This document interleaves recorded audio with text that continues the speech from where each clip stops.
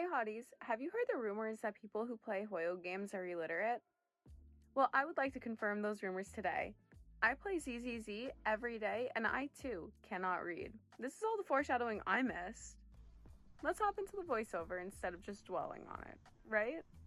So I would like to start this foreshadowing lore dump with Bringer, Inspector Justin Bringer, and how he's in bed with Tops and running for chief of Janus Quarter Public Security. Get this. We can figure out which of the companies in the Tops Alliance that he's working most closely with by seeing the technology that he has and where else in the game it shows up. So Juyuan has these ether corruption bullets that you really can't reverse. There is no antidote, but there is. In Ray's research log in the Outpost Primer Corruption Resistance Stress Test, that's the one. It has all the medications, and that's where we're going to find our answers. He's connected to Jonathan Consortium. This is going to be important for another plotline that they're setting up. Interesting that it's in Ray's research log, and she works for White Star Institute. He also has Qing Yi, who is developed by the White Star Institute. And that leads into the second point. Fairy and her AI companions were also made there, so her connections with Qing Yi aren't surprising. What is surprising is how they're bonding over their loss of memories and their frustration with their role in society as AIs that have passed the Forbidden Fruit test or the Turing test. Look at Qing Yi's character interactions when she pulls up outside of random play. It's a little creepy, but I think it's showing us more about what the goals of the AI are as independent thinkers who are a part of a larger plan, and they're not really able to explain the plan. I imagine that Fairy would tell Phaethon what her goals were if she knew. At this point, they're working together, and we know that Tops has decided to work with Phaethon instead of against them. Sir Lycon, they know about the sacrifice. Is it okay to let them continue their investigation? It's no issue. Master has had a change of plan and given us new instructions. Provide them assistance or guidance as needed. They're too involved to keep them out, but perhaps they can become our allies. The third point of foreshadowing that I found that I missed the first time around was that Rain has Ghost. I know I made a video on this, but let's be real, it has to be added here. She starts with telling us that she hates the movies that have fake hackers and how unrealistic they are. That's not what being a hacker is. Fast forward to chapter 3, and she's doing the crazy stuff that hackers do. In the same chapter 3, Nicole says Rain is the hot new thing in Internaut, and Belle says that she's not scared of ghosts. If Ghost does all the hacking, I think the reasonable explanation here is that Rain has Ghost.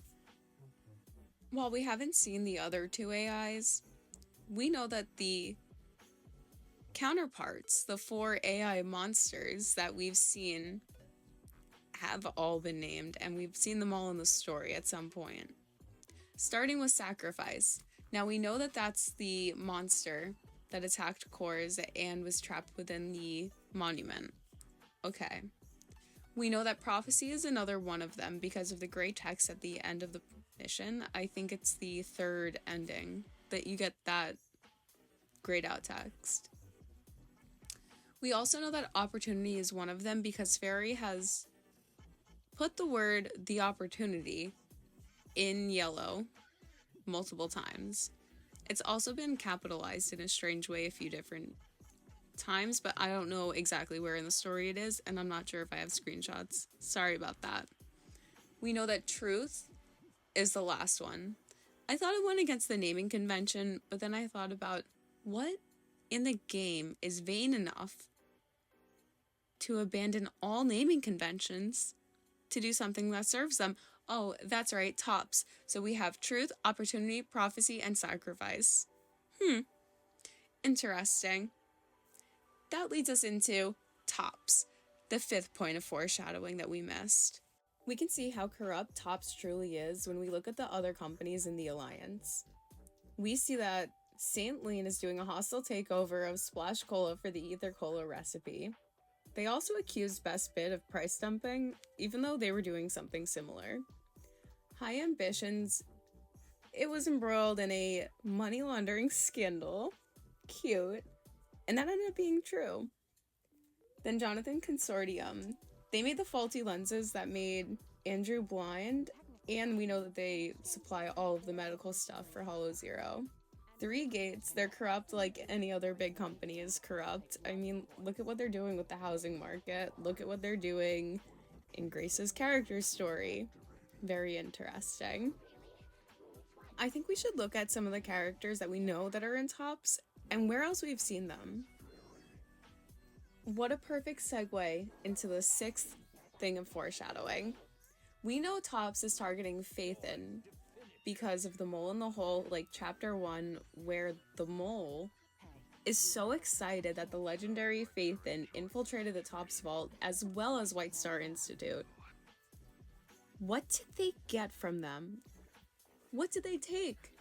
I want to know, you want to know, but now we have more context as to how everything could be coming together in the future. And the seventh point, Miyabi is also targeting Phaethon. At the end of the Zero Zone, she says, "Next time, I won't show mercy." Get this.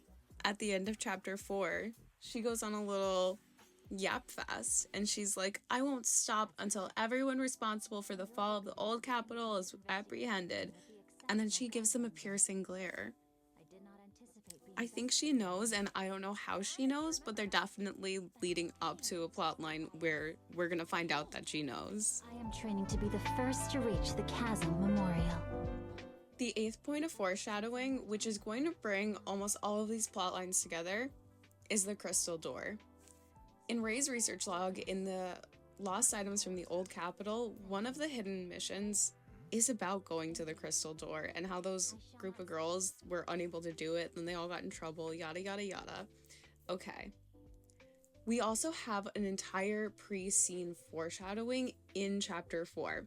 We know the Crystal Door is a giant crystal in Hollow Zero with a hollow fissure in it. But this one is different. It travels through time, not space. And it connects all the plot lines by bringing together Miyabi's need to prove and apprehend all the people who were responsible for the old capital, Phaethon trying to prove who is actually responsible for the fall of the old capital, and Tops trying to do some shady business. In the staff room behind the Book of Errands, there's a picture of Belle and Wise together at Helios Academy. In the foreground, there's a girl with her face scribbled out, and in the background, like on the right side, there's a guy with the face is damaged in the picture. So, I think this is tying into the plot lines with Soldier 11 and Anby and the traitor, all that stuff. I think the girl is a traitor, and I think the person behind was either very unlucky, very unfortunate, and faced an untimely end, or it could be someone in the story. I have a hunch on who, but it's more important that we discuss the traitor. I think that part of what they're trying to go back in time to prove is that this person was acting with immense amounts of malice. So now we have that story mirroring the Anby and Soldier 11 story. So we got 2 points of foreshadowing there. Amazing. And we can move on to the last one, which is the guy in the back of the picture. Hear me out on this one. You probably could have guessed, but I do think it's Shepard. Mainly because when he's introducing the Hollow Zero investigations, and when he's talking about Andrew going blind, I mean, I'm sure it's a sore spot for Belle and Wise that their eyes got damaged in the catastrophe. But it seems like he could have been standing right next to him, staring at the exact same catastrophe that almost blinded them. I'm still working on a deep dive about the foundational literature that inspired Shepard's character and how I can make any predictions about the plot lines for him coming up. It's the closest to the main character's plot lines. I also think it'll give some insight into who the girl in the front is and why her face is scribbled out beyond just being a traitor. Like, what did she do to be a traitor? How do we know she's a gnarly person? So thank you very much. I really appreciate you. If you have any thoughts, please let me know. If you think I'm a dodo, let me know. If you got value out of this, let me know. Oh my gosh, I just want to hear your thoughts. Have a wonderful evening. Thank you.